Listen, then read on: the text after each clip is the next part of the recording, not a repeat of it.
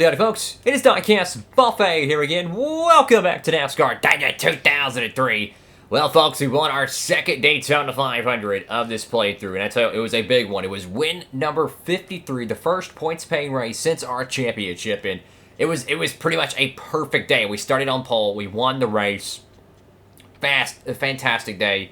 We had the most laps led, so we got those extra 5 bonus points, but it's going to be between me, Harvick, and Junior, I think, for the Winston Cup Championship. But you never know. We could see an outsider like a Kurt Busch, maybe a Newman or Johnson, you know, Gordon. Any of these cats can really do it. But moving forward, though, it's time to go to Rockingham, North Carolina, the Subway 400 there. You got Las Vegas coming up there, Atlanta Motor Speedway. So 3 really stout tracks for us. We've won at all 3 of them. Now, the paint scheme, we're going to run the normal primary car. The idea is that maybe down the road this season, we'll change it up a little bit, kind of reminiscent of the FedEx cars Denny Hamlin had from yesteryear. So let's go see what's crack-a-lacking here in the shop here. I got the chassis being built there. Okay, everything looks pretty good here in the shop. Let's go do race weekend. Let's see what we can do. So we're going to a short track. You're going to need a lot of grip. Tire wear is a big oof over there at Rockingham. But we got our short track piece here. Not the best condition. It was probably used up from last year's Rockingham race. But go ahead and get that car fixed up. Car rating of 80. Let's go. Alrighty, folks. So we qualified 36 for the Subway 400. Let's go ahead and tear down trackside from Rockingham. We're in Rockingham, North Carolina, home of the North Carolina Speedway for today's race, the Subway 400. What can you tell us about this track, Barney? Well, this track is deceiving to drivers who are new here. It's wide and fast in most places, but in the corners, they'll have to slow up more than they expect. Otherwise, the wall will sneak up and bite them on the exit, especially in turn 2. The 82 car is becoming an excellent friend on the track with the 29 car. A driver's attitude towards you can drastically change how he races you. And when a driver gets along well with you, just makes things a whole lot easier when you come across them on the racetrack.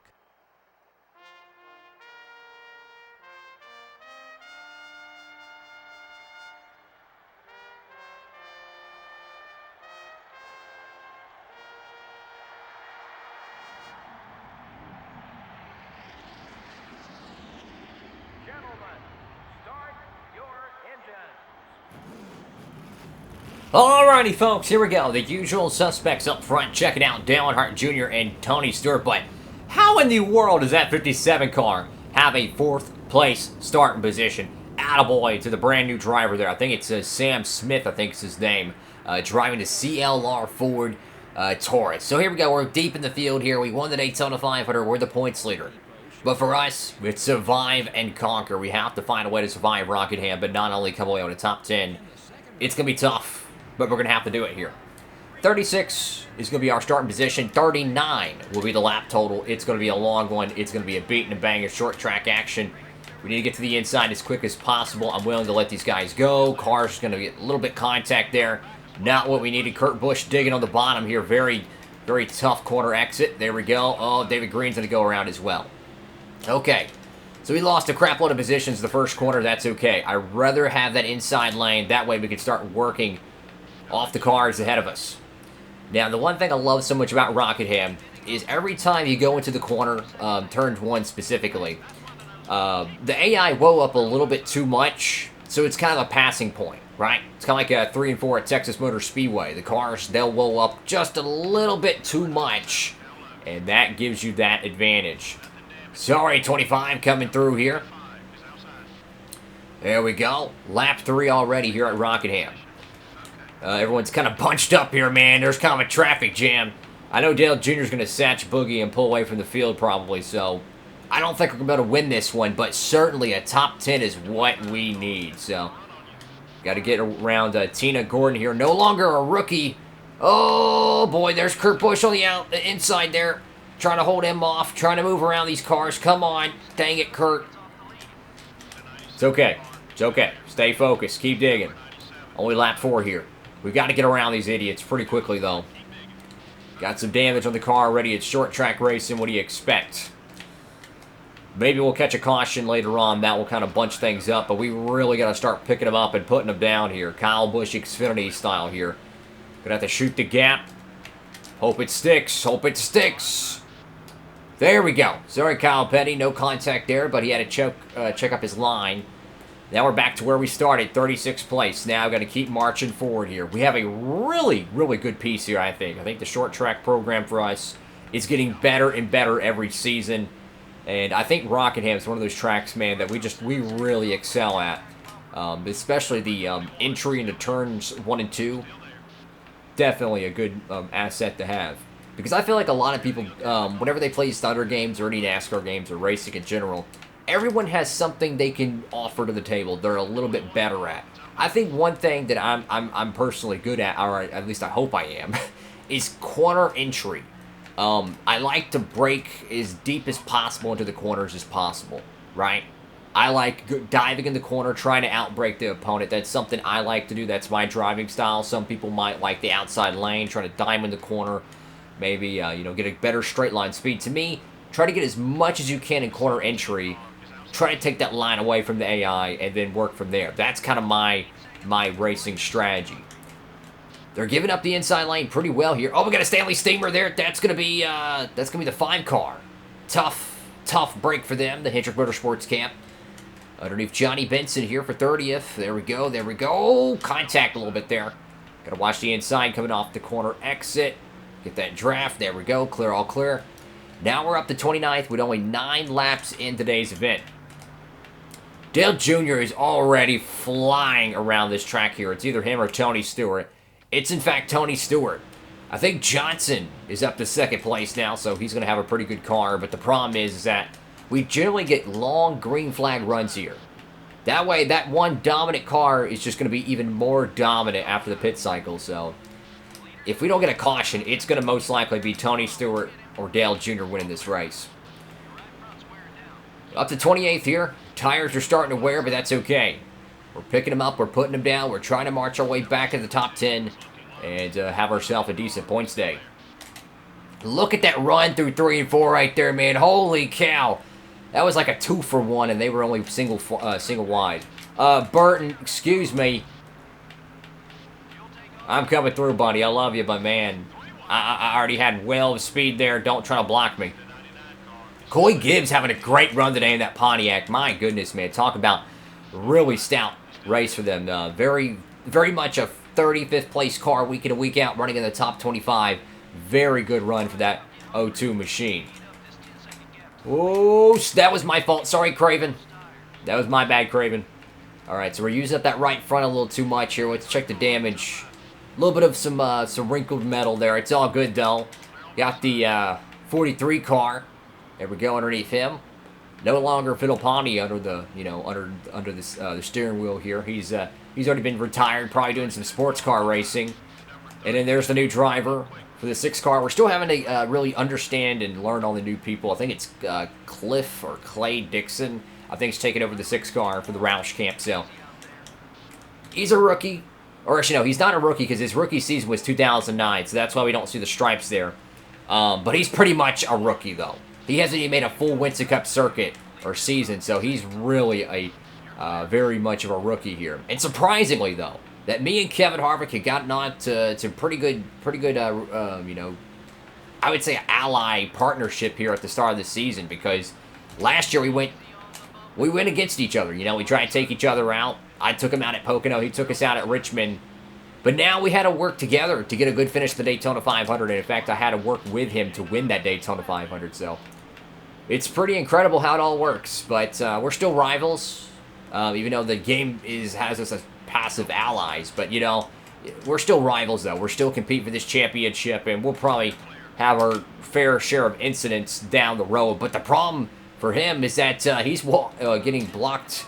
Is that Steve Park? No, that's Jeff Green. That's the 1 car.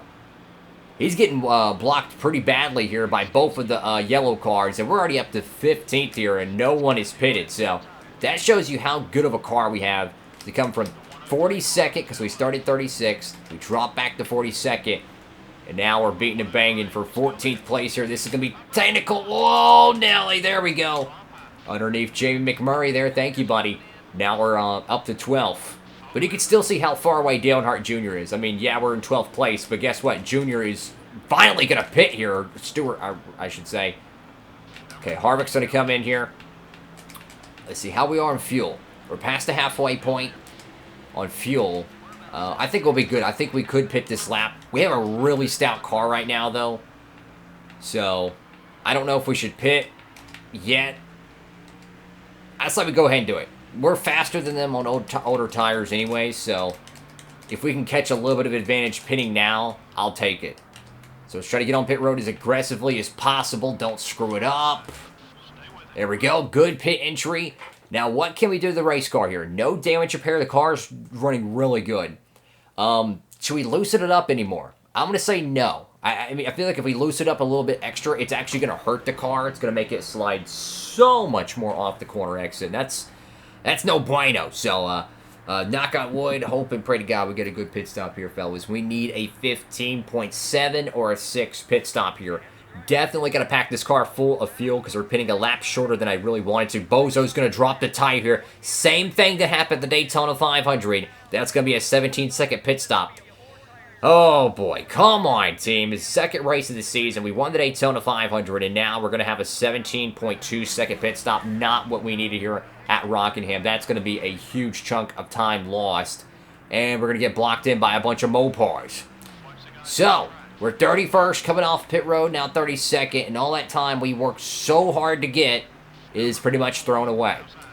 Not Casey Mears, the new guy. Going to have to learn all the new names for the season.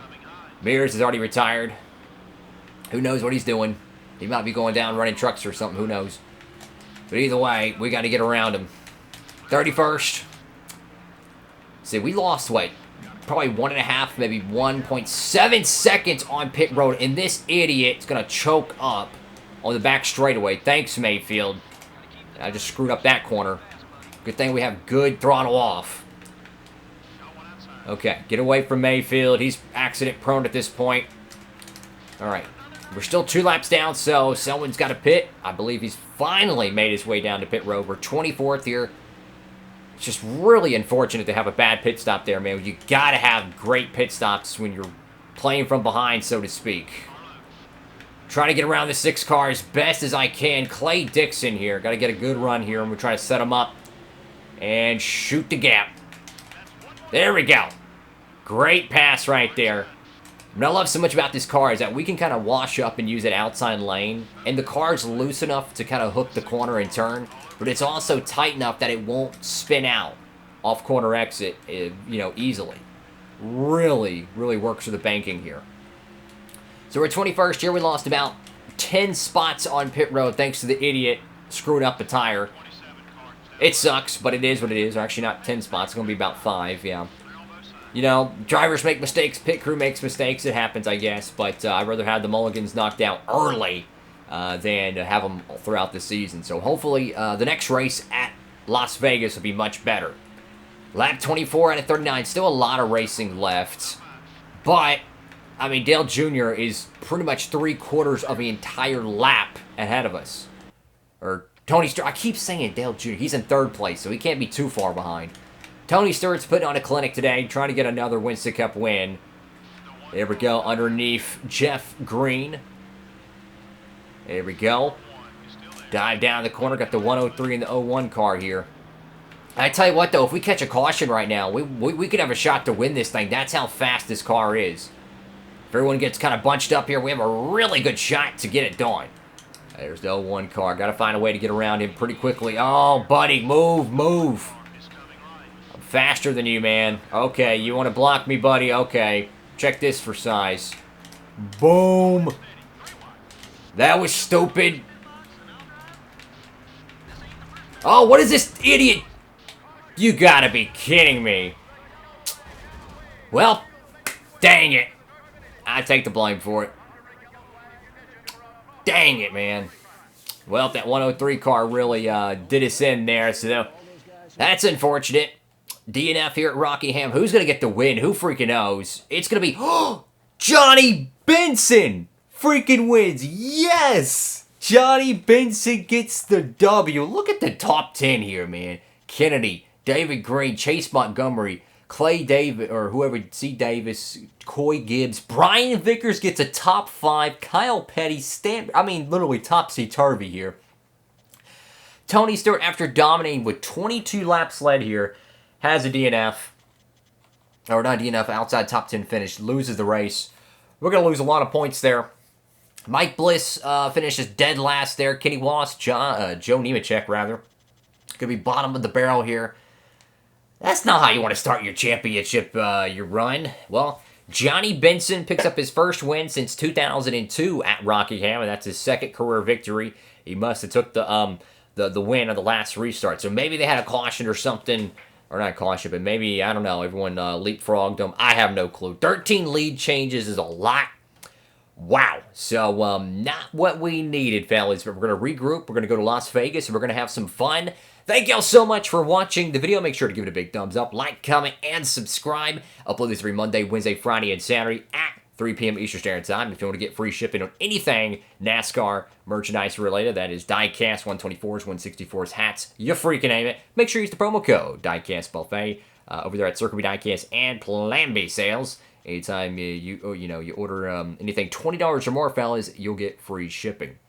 Tough day at the track. We're going to have, what, like 37 points here, and it's probably going to lose about 120, so big hit. I mean, big hit in the points. It's okay, though. We'll rebound, and we'll keep going. So, yeah, we lost about 100 points.